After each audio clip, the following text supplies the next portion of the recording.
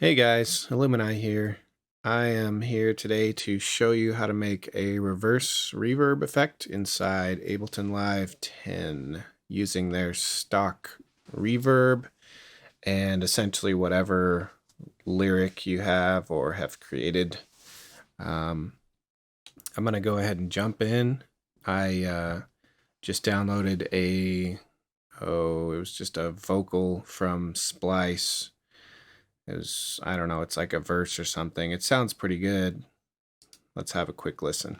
I never thought I'd be the one to go. I never thought I'd be the one. Okay, so I'm going to go ahead and start this process by duplicating my track. And we'll go ahead and disarm the first track because we only want to listen to this second track. And essentially, what you're going to do is you're going to chop it down to usually the first part.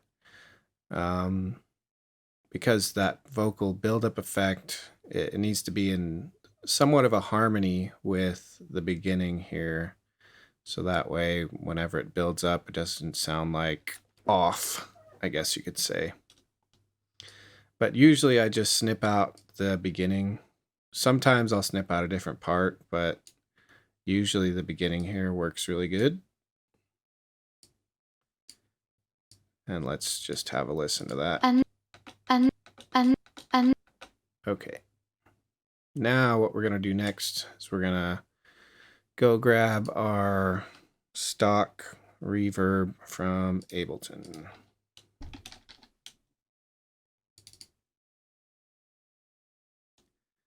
Now I'm going to play with the effects a little bit to try to get the sound I like. As far as this effect goes, I like to try to make it somewhat cohesive with how the original sounds. I don't want it to sound too harmonically different as far as like the frequency spectrum goes. You want to try to make it sound as close to the original vocal as possible.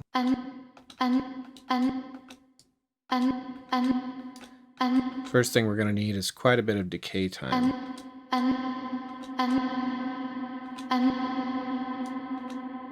And for this effect, I usually turn the dry wet up to at least 80%. Sometimes more.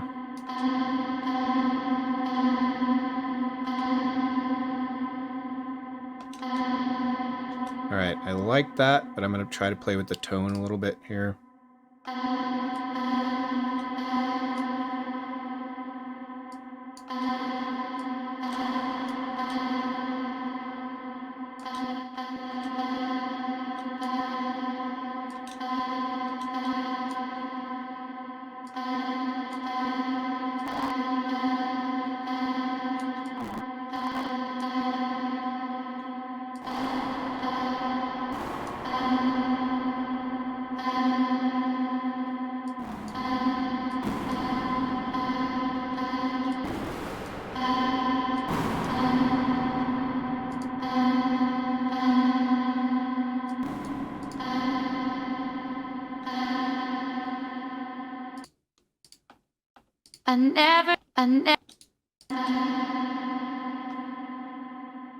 All right. It still sounds a little tinny to me, but I think it'll work. So after you've got your reverb set up with a nice long decay time and you've got a tone that you like, next thing we're going to do is insert an audio track. And we are going to run our, we're going to record this audio track straight from the reverberated vocal chop we just created. And I usually like to start a little ways before in case I want to use like that beginning piece. And I mean, usually I don't, but that's just how I do it. Anyways, Next thing we're going to do is we're going to record that.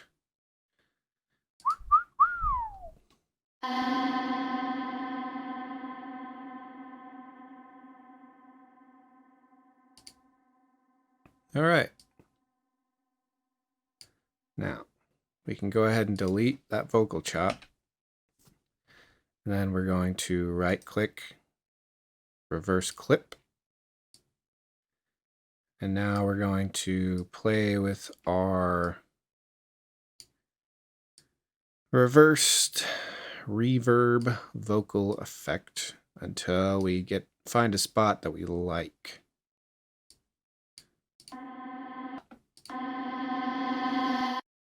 Whoop, let's turn our original vocal back on. I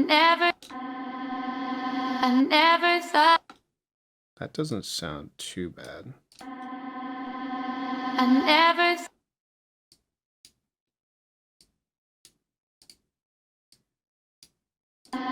I never